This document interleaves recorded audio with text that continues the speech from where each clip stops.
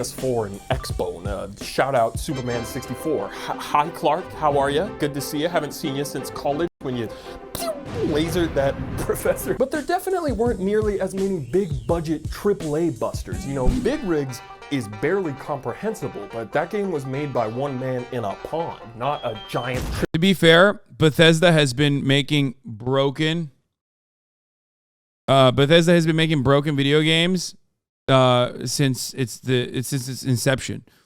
There's never been a Bethesda game that has come out without game-breaking bugs from the jump. Like, actually, as a matter of fact, because I'm such an old school gamer, I will go so far as to say that like a lot of old games, some of the greatest games of all time, were busted when they first came out. Some of the best games, like Vampire Bloodline Masquerade, straight up was like so broken. It featured so much jank. It was one of the greatest games of all time. I've talked about how it probably is the greatest game of all time. Endlessly replayable. And it was so fucking busted that it had like a lot of game-breaking bugs featured in it. Anyway. AAA Megatron. Back in the prehistoric days of the Xbox 360 and PS3, downloading an update to fix issues or add stuff to your disc-based game after its release was like a fairly new concept, but like an actually pretty cool concept. Wait, so the interweb can make my already legendary game even more legendary by downloading this epic Chuck Norris update? That's pretty like a boss. I see no way this could ever end badly for the consumer. It is 2007, I just saw Michael Clayton. But nowadays, the disc inside that case you just bought is practically dead weight the second you've installed the game and downloaded the likely necessary giant update full of fixes not included on the disc. Because the disc was actually manufactured months prior to the game's set release date, and the developers kept working on stuff during that time, likely because the publisher set the release date way too early and were just like, it's fine, everyone has the internet, you'll fix it in time, just never stop working. You don't have to see your family. Your family is dumb. Your family are literally the cringiest idiots I've ever seen. Why do you want to go home to them? Goofy, your family? L! The disc may as well just be a doctor's note that tells your PS4, yes, my son actually does own the game. Now, go ahead and give him the necessary day one flu shot. Oh my god, it's 87 gigabytes. Fallout 76 didn't even actually come with a disc, so you actually just got a cool new blue coaster for your psychotic Reddit dungeon. Basically, if you don't have internet access nowadays as a gamer, you're screwed. But my goal with this video isn't just to be like, wow, things used to be better back in the day and now they're all bad, grr, because it's not that simple or true.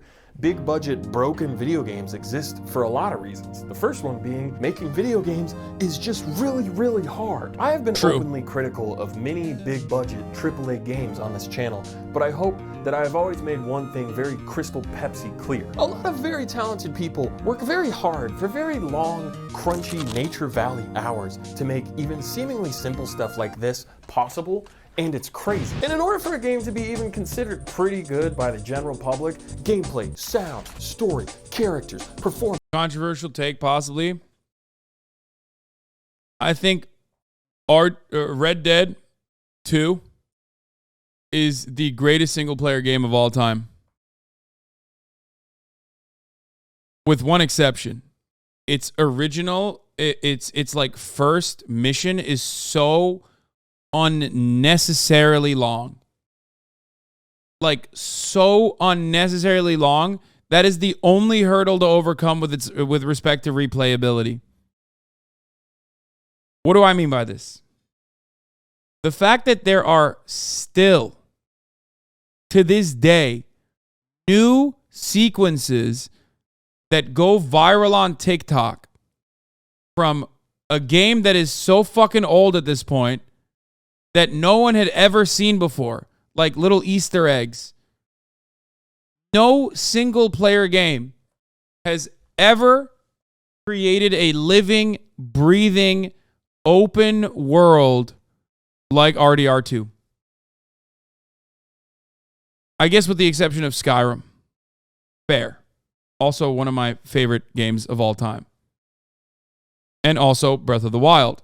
again, another one of my favorite games of all time.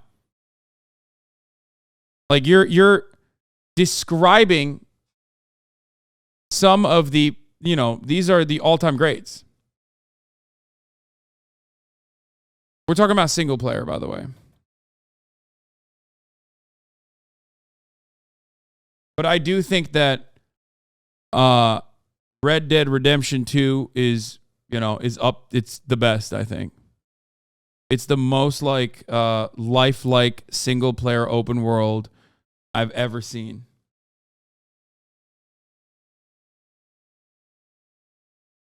All of these things have to perfectly align in the gamer night sky. Obviously, modern technology has made creating virtual worlds a lot easier than it was back in the 80s or 90s, and I think we often take that for granted. We've come a long way from the days where 3D was a bit more of a fluid, abstract concept like jazz, and you aimed a gun with the same finger you drove James Bond with. But with better tools and better hardware comes bigger projects, with bigger budgets, with bigger teams, with bigger lists of bigger problems that your big ass better fix with your big tractor. And if you've ever been hanging out with a big group, you know that even doing something as simple as deciding where to go for dinner can quickly become a f***ing boss fight. Especially when your friend's mom, who's paying for the dinner, has all these crappy dinner demands because she's trying to satisfy her dinner shareholders. This metaphor is getting a little goofy.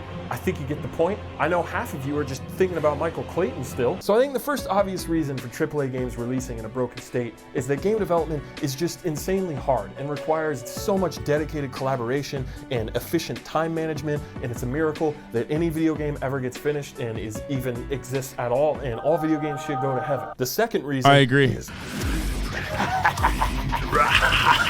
okay, buddy, that's enough out of you. Hi, I'm Jakey, and Jakey, attorneys at law. And I'm here to tell you about today's video sponsor, PayPal Honey. Honey is a free online shopping tool that offers that 50 to 60 PS games episode of Nabo Jabo in the age of Michael Clayton. As most of you in the audience know, new video games sell around $60, or I guess now $70 on PS5 and Xbox Series S, X. Why the f did they call them that? And it's been around that $50 to $60 price point for a while, even though Also another goat, dude. This I think Metal Gear Solid 2 just was my first interaction with a game that changed my life. It was probably the first game that I ever played that was oh my God. This is what a video game, this is it. This is what the fuck, this is something different. Oh. Just let's take a brief moment and think about Kojima-san.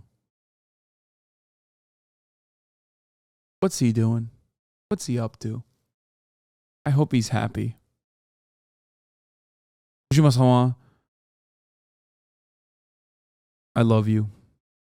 Let's continue. Though AAA games take way longer to make now and have way bigger budgets than back in the day when I was star quarterback. So because of all that, Splinter Cell or MGS? What kind of fucking question is that?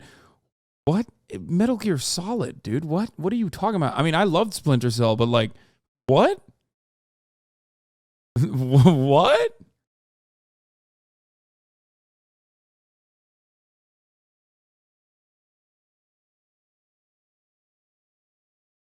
and also inflation, in some cases, it's kind of a steal to get a game like Elden Ring for only $60 when Eternal Ring was $50 23 years ago. And the swords in that game are tiny. They're not nearly as girthy or as long as Elden Ring. You go out in public with that shrinking ankle, I'll kick your ass. Donkey Online has a really good video about video game pricing that you should go watch later, but not right now. If you leave, you won't see how I learned how to spin. I'm gonna spin later.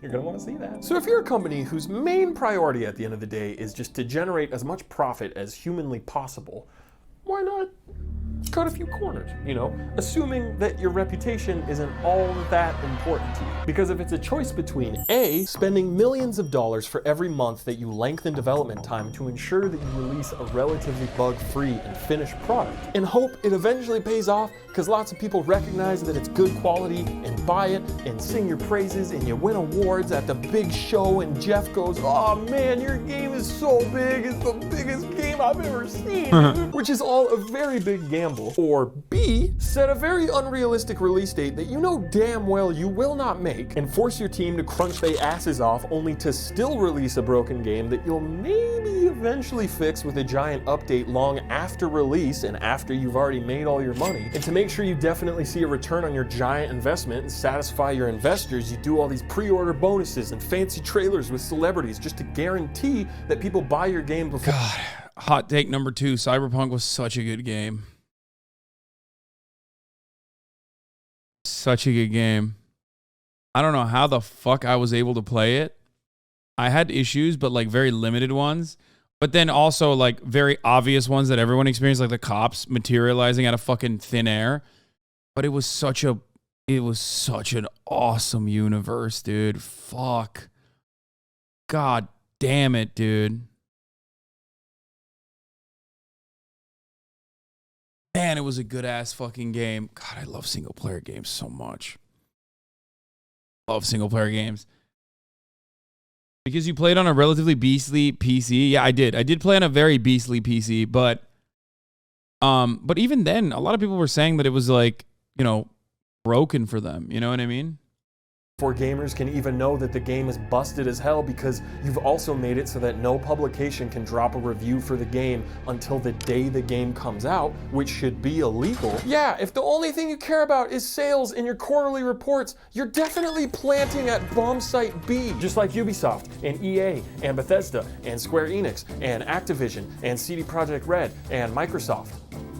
Like several times. You very rarely see Sony or Nintendo or Rockstar publish a big broken unfinished mess because they know that their reputation is a big reason people purchase games that have their cute little sexy logos in the corner. The Last of Us Part 2, Ghost of Tsushima, Spider-Man, God of War, all of these Sony exclusives released in relatively bug-free and complete states. And, well, Days Gone was iffy, but we don't have to talk about Days Gone. Yeah, I said your name, sweetie. Now go back to bed, okay? Doesn't mean that those devs didn't have to crunch like hell to reach the finish line. No, unfortunately, crunch is a huge problem across the entire industry, and even Golden Girl publishers and developers like Sony and Naughty Dog aren't exceptions to that. It's still very much not ideal. But apparently even Golden Girls like Nintendo or Rockstar, companies with some of the highest rated games of all time under their championship belt, they push Site B too. It's B, rush B, rotate B, rotate B. The GTA Definitive Trilogy was... Okay.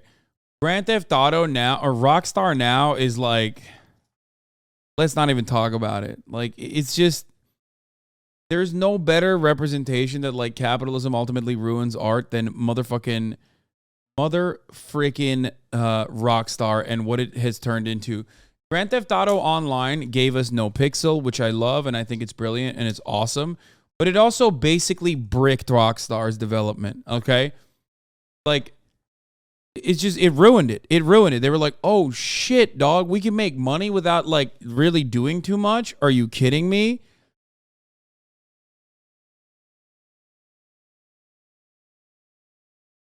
Ugh. They copyright struck a mod project to recreate Grand Theft Auto 2 Chinatown on the GTA 5 engine. Fuck Rockstar. That blows my mind. Yeah, Valve with Steam is the same shit too. Don't even get me started again. Oh my God. I mean, Konami with Gacha.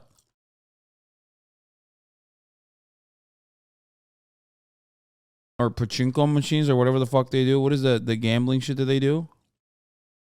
EA and its loot boxes. Okay, EA was never good. Don't ever put EA. What? I'm talking about Rockstar. I'm talking about like fucking like incredible games. And you just said EA. EA was never good.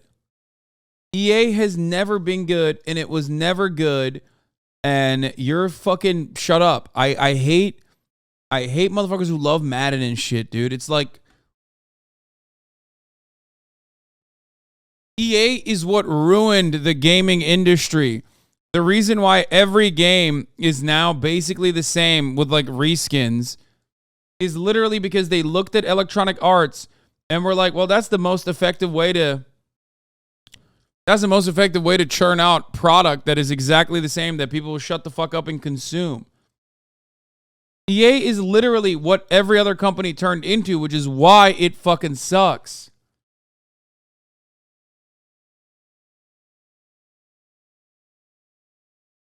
EA is a publisher, not a developer. They have some good games under their belt, but they keep interfering with developers and making games so much worse. Exactly.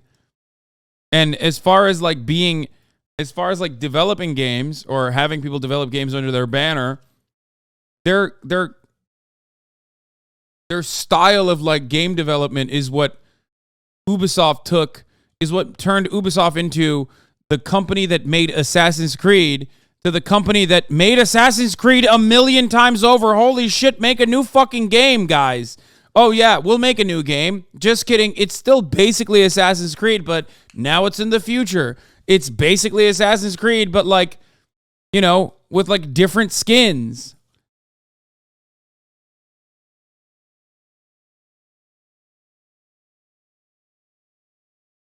Far Cry, another great example. Far Cry, made by Turkish Germans, okay, was like a system-breaking video game that was like too good at the time for all the PCs that had for the PCs to carry it. It was literally a video game that they made that was like Far Cry when it was first made was literally too good. You mean Crysis? I thought the original Far Cry was also made by Turks.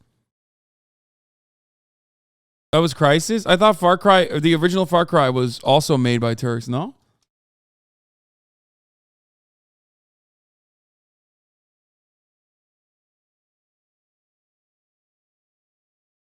Yeah. Far Cry 1, when it was originally made. No, Crysis is not the PC breaking game, dude. No, Far Cry 1. Dude, you guys are fucking gaslighting me. Shut up.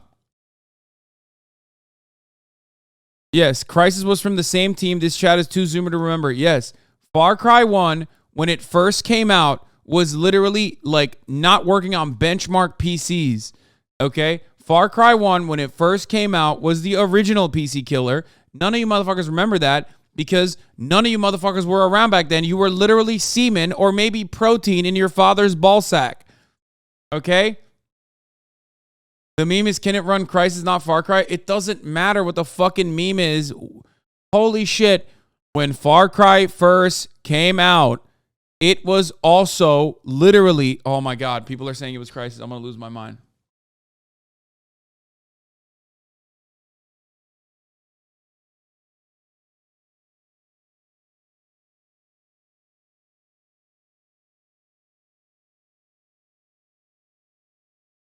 Please stop. Far Cry 1, when it first came out, was like unimaginable to play on PCs, okay? None of you know anything about video games because you weren't alive back then. Shut the fuck up, please. Let me cook.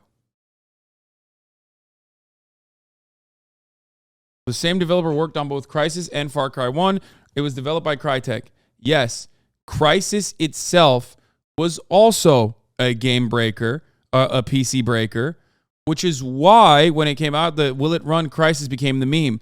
But originally, Far Cry 1 was the OG Will It Run fucking Far Cry 1 meme, I guess. But not really a meme. It wasn't a meme. It wasn't as popular. Haklı değilsin ama çaktırma, Far Cry mis gibi optimizdeydi. Hayır değildi abi. Hatta ben Level magazinini okudum amına koyayım, hatırlıyorum. Level magazininde yazdıkları şeyleri hatırlıyorum yani oynanmıyor diye. Level. Level amına koyayım, level.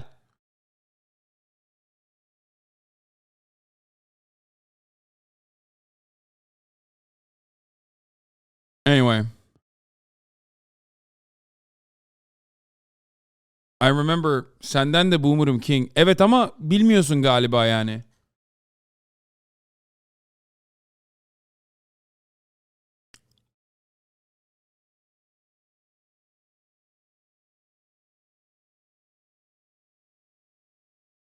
Ah.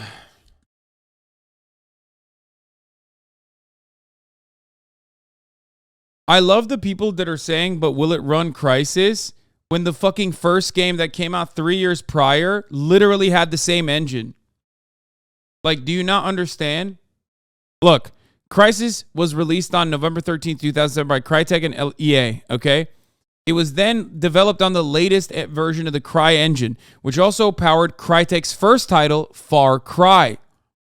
It was one of the first games to ever utilize Microsoft's DirectX 10 API framework, which is only available on Windows Vista or later. Other feats prided by the Crytek developers was the game being created with over 1 million lines of code and utilization of 1 gigs of texture data. And when it first came out, the Crytek engine was so powerful that you literally, like, the same will it run Crisis meme wasn't a meme back then, but basically people were saying it fried people's fucking computers. It was like impossible to play.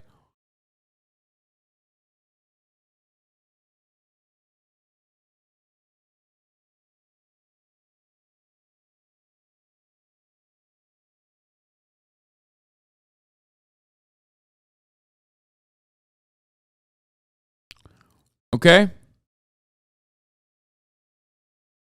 Look, Rawful, look at the screenshots. The engine was updated, bro. Yeah, I know the engine was updated, but this was also a fucking benchmark game. Like, this was literally a game. You're right. From a 2004 review of Far Cry 1. If you paid just a few $1,000s for a new hot rod, this is the game to show it off. With everything cranked up on a fast machine, this game is able to produce graphics that at least match the screens we've seen on Half-Life 2 and Doom 3. Yes, it's that good.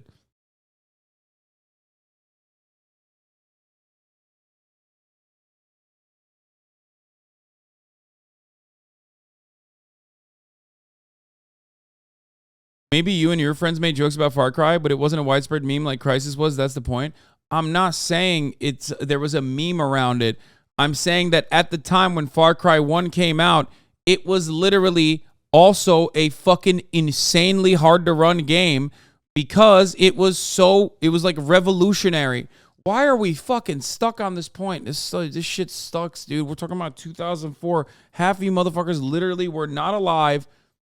We're done. It's one of the most appalling and disappointing re-releases of a beloved franchise that the world has ever seen. And this is Rockstar, the company that put out this game, and this game, and this game, and this game. And fuck it, even this game is amazing. And you know money isn't tight with how much of a cash cow GTA 5 continues to be. Did you ever play Need for Speed Underground 2? Yes. 10 years later. Like, this isn't an indie publisher rushing out Hog Simulator 3 because they're strapped for cash after their Kickstarter failed. No, this is Rockstar. It's just greed. I don't know if it falls on Rockstar. Yes, the original Far Cry was only released on PC. You're fucking, yes. Whoever said they played Far Cry on a console is wrong. The original, when it first came out, was only released on PC. Or their parent company Take-Two, but at some point, someone or someone's somewhere said, F it, we'll do it live! And Nintendo, they just published the 2 lowest rated mainline Pokemon games to ever exist. Games now famous online for their hilarious bugs. And I ain't talking about Caterpie. And even if there's a fun game buried underneath all the bugs, it should be illegal to advertise and sell a product in this state. And that brings me to my final reason that I think broken AAA games will continue to exist. You. I touched on this in my ads and video games video, but oh my god, stop pre-ordering games. That's why these companies keep promising to serve you hot lunch square pizza and then go, psych, you're getting swapped! Because they know the average consumer is gullible as hell and overly trusting and super loyal to their favorite thing, and they prey on those sensibilities to make sure that your money ends up in their pocket. The funniest thing is, like, I've literally never pre-ordered a game, and even as a streamer, like, I like, it's not even principle. I just think it's so fucking stupid. And now, the worst part about it is, now they fucking make you pre-order a game, because if you don't pre-order it, you can't play the beta. It's so fucking whack, dude. It's so whack where they're like, oh, you want a juicy 2-day access to the fucking game? Now you have to pre-order.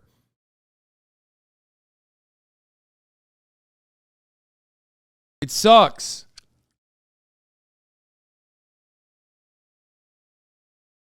And it does. Every single time. Pokemon was busted as hell and still sold 20 million copies. It's like serious gamer Stockholm syndrome where people will watch a pre-release review for a game like Dying Light 2 on IGN or GameSpot and defend the game like their fucking life depends on it, even though they haven't even played it yet. Okay guys, but remember, this is without the day one patch, and we all know those usually fix everything. You can't spell ignorant without IGN or ants. And even months after the damage is done and a broken product has sold millions of copies because apparently gamers have toasters for brains, people in the comments will once again applaud and defend companies like EA or CD Projekt Red for sticking with their game and fixing it long after release, which it's like, I guess that deserves some level of praise, maybe? You know what I mean? It's like you buy a taco for the full price because you were advertised a full taco on the fucking taco screen. And when you get that taco, you open up the greasy paper just to see. Yeah, these kids have only played GTA in 3D. They don't know yet. Until you fucking drove a tank on a top-down video game over an entire group of Girl Scouts, okay? Until you have literally until you drove a tank over an entire troop of Girl Scouts, don't talk to me about video games. Do you understand? A busted ass half taco shell with only beans on it. Only beans. Oops, all beans. And then 6 months later, a Taco Bell employee rings your doorbell and gives you the other half of that busted taco that still doesn't have all the meat on it that they promised. And your response is to start clapping? Like, what the fuck? And don't get me wrong, definitely throw love to the hardworking individual devs that actually got in the crunchy taco shell trenches and coded this broken mess back together. But give zero fucking credit to the shitty overlord Taco Bell EA Corporation responsible for that broken taco that you paid full price for in the first place. God damn it, I need a taco or at least a churro to the throat. Yeah, Red Faction was fire. A lot of initially broken games but can eventually blossom a little into boring. Really good ones like No Man's Sky, Master Chief Collection. Final Fantasy XIV was like completely reborn, pun intended, and people love it now, and that's awesome. But this cycle will repeat as long as gamers continue to buy games and pre-order games before even knowing if it runs as well as the pudding on their treadmill. The only possible change starts with you and what you choose. Yes, I played Medal of Honor. Otherwise, we're just gonna keep getting anthems shoved into our ant holes. But you know what they say, you can't spell nakeyjakey without Jane. Or Kevin. I'm gonna start uploading more stuff to Jaquan the Jequel, so if you wanna go subscribe to my twin, you can get some indie slop in between my AAA Prestige exclusive DLC Nakey content. Thank you to Honey and nakeyjakey and Jakey Attorneys at Law for sponsoring this video. Get at me on Instagram or Twitter, or don't. I can't enforce. Final Fantasy XIV was so bad they killed the game so they could start all over and use that as a part of their lore. Ever played GTA San Andreas? Of course, dude. I played all the Grand Theft Auto games. Your race said it'll beat you 22-0 in basketball after watching all your highlights. Yeah, no shot. Also, my highlights are dog shit. Every one of my fucking highlights on the internet is like meme shit. But it's good. I'm glad he thinks he can destroy me. Yes, I played Command & Conquer 2. One of the first games I ever played, like Tiberian Sun, Red Alert. I used to play so much RTS. I never played StarCraft, but I used to play so much other RTS. Pretty much with the exception of StarCraft, I played all the RTS.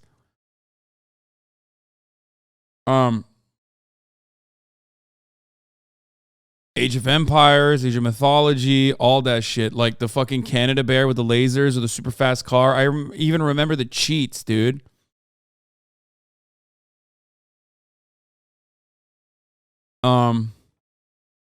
Rise of Nations was incredible. I wasn't super big into Total War series, and I wasn't super big into Civilization. I did play. I played Shogun Total War. That was pretty cool, but I never played Halo. I didn't have an Xbox. I never ever played Halo. Big glaring. I tried playing Gears of War when it came onto the PC, because remember, I'm playing on PC, right? I tried Dante's Inferno was great. I tried playing Gears of War on the PC, and I couldn't actually, like, it was, my computer couldn't handle it.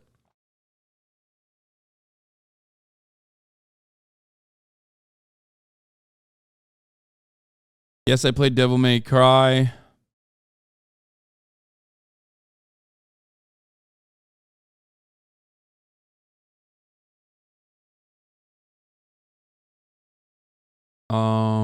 What else? No, I don't like Paradox games. It's not for me. I know this is like the worst fan base to admit something like that, but it's not for me.